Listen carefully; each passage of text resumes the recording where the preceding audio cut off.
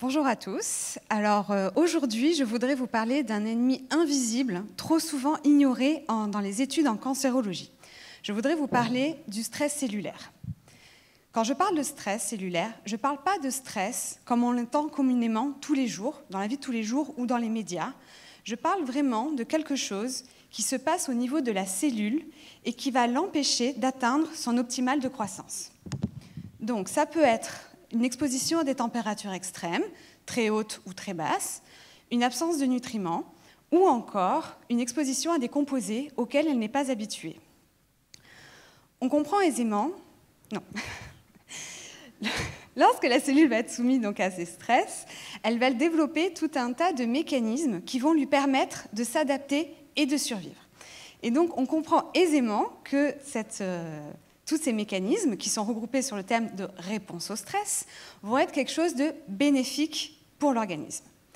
Cependant, lorsque la cellule tumorale va utiliser cette réponse au stress, elle va aussi lui permettre de s'adapter et de survivre, mais à ce moment-là, la réponse au stress devient quelque chose de néfaste à l'échelle de l'organisme.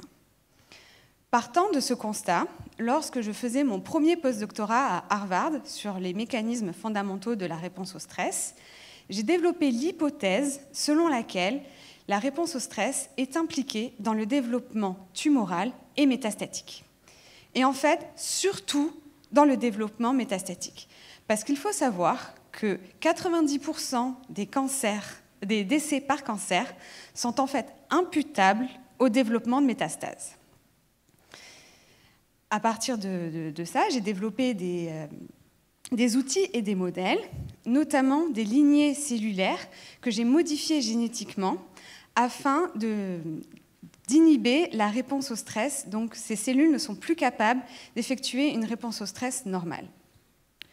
Lorsque j'ai rejoint le CRCM et l'équipe d'oncologie prédictive à Marseille, j'ai utilisé ces lignées génétiquement modifiées dans des études in vitro et in vivo. Notamment, j'ai injecté des cellules chez la souris, et lorsque j'injecte des cellules qui sont capables de faire une réponse au stress efficace, je constate l'apparition de nombreuses métastases. Or, lorsque j'injecte des cellules qui sont incapables d'effectuer une réponse au stress efficace, le nombre de métastases est très fortement inhibé.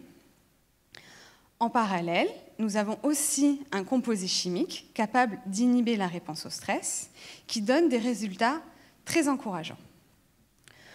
L'ensemble des données que j'ai collectées, in vitro et in vivo, nous ont convaincus que la réponse au stress, donc cet ennemi invisible ignoré très souvent en cancérologie, est impliquée dans le développement métastatique.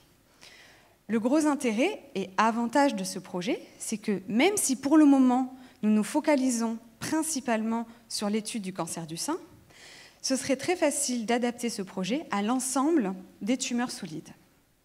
Ainsi, nous sommes vraiment persuadés que le composé chimique dont je vous ai parlé il y a quelques instants aurait un fort potentiel en thérapeutique afin de limiter la survenue de métastases chez les patients et ainsi en sauver un très grand nombre. Je vous remercie de votre attention.